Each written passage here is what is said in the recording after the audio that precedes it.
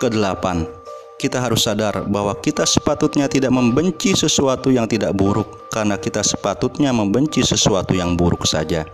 Jika ini sudah terpatri di pikiran kita, maka ia akan sangat berguna bagi kita dalam menepis kesedihan-kesedihan indrawi, yakni tidak ada sesuatu yang dianggap lebih buruk daripada kematian. Padahal kematian tidaklah buruk, dan rasa takut kepada kematianlah yang buruk. Kematian adalah penyempurna esensi kita. Jika kematian tidak ada, maka manusia tidak ada sama sekali. Sebab definisi manusia adalah makhluk yang berpikir dan akan mati. Definisi ini berdasarkan esensi, yakni esensi manusia adalah dia itu makhluk hidup yang berpikir yang akan mati. Jika tidak ada kematian, maka tidak ada manusia. Karena jika ia bukan sesuatu yang akan mati, maka ia bukan manusia. Jadi bukan sesuatu yang buruk apabila kita menjadi esensi kita. Yang buruk adalah jika kita tidak menjadi diri kita. Jadi yang buruk adalah jika kematian tidak ada. Sebab jika ia tidak ada, maka manusia tidak ada.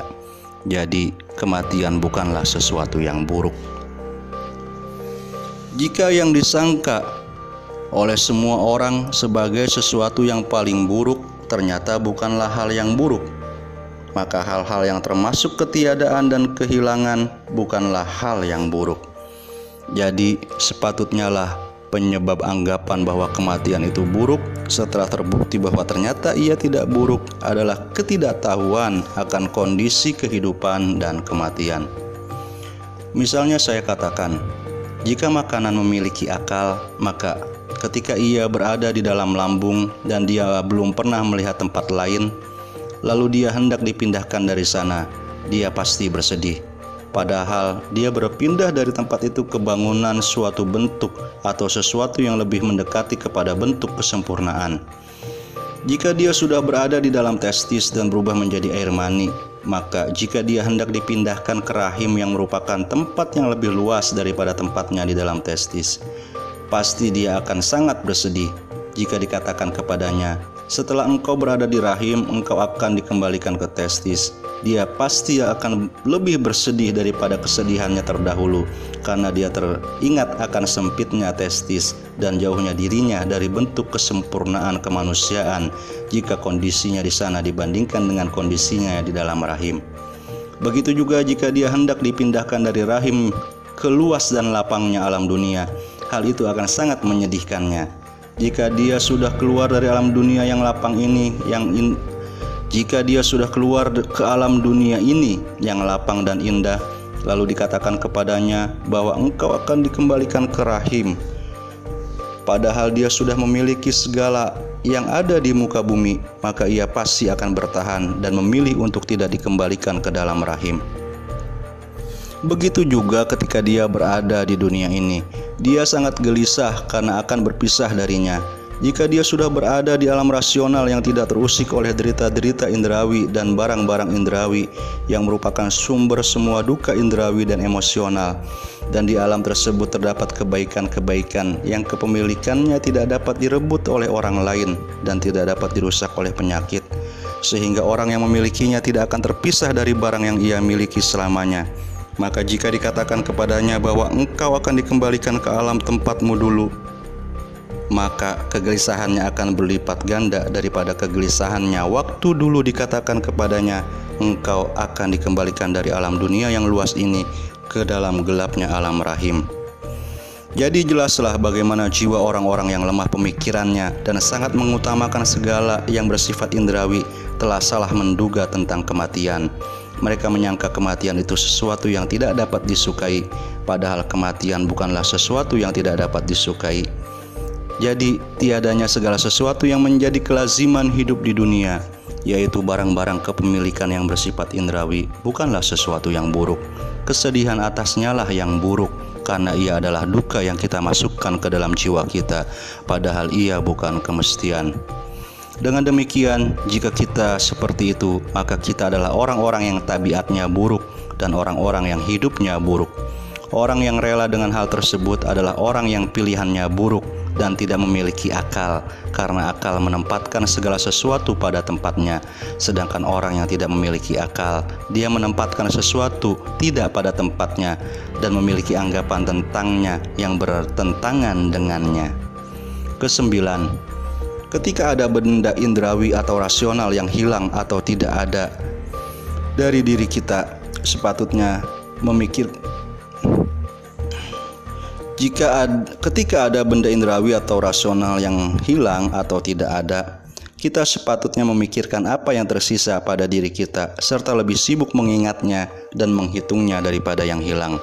Sebab di dalam menghitung apa yang tersisa ini terdapat hiburan dalam menghadapi musibah.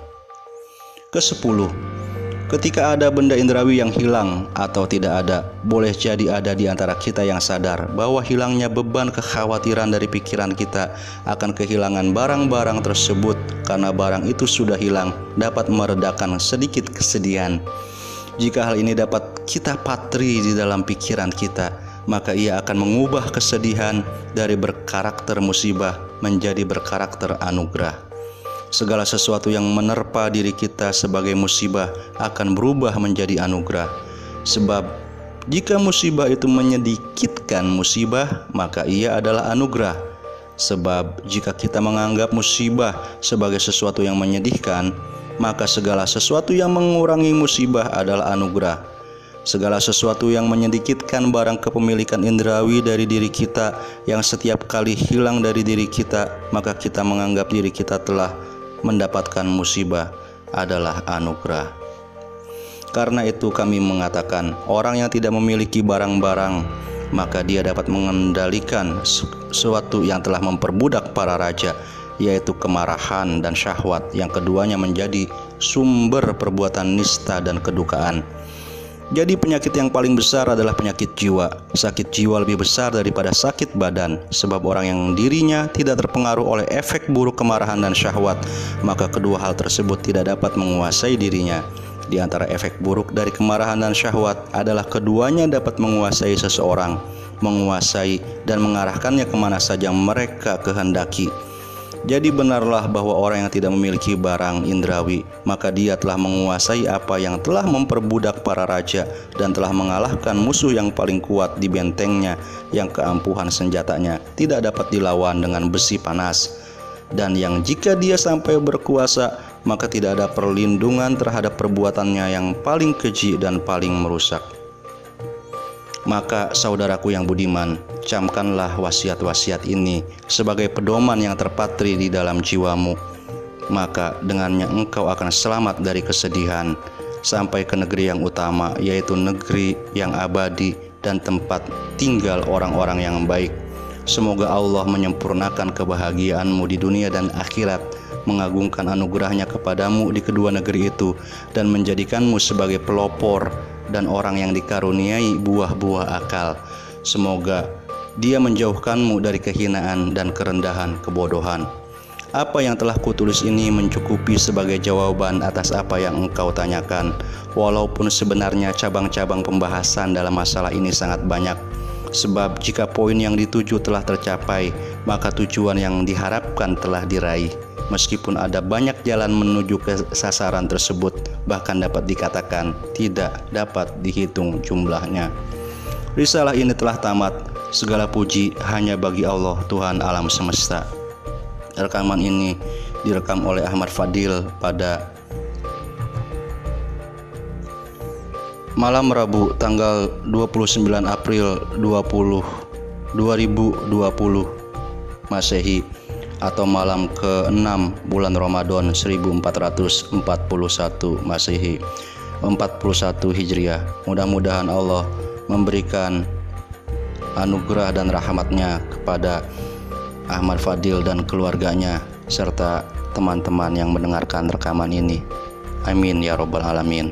Assalamualaikum warahmatullahi wabarakatuh.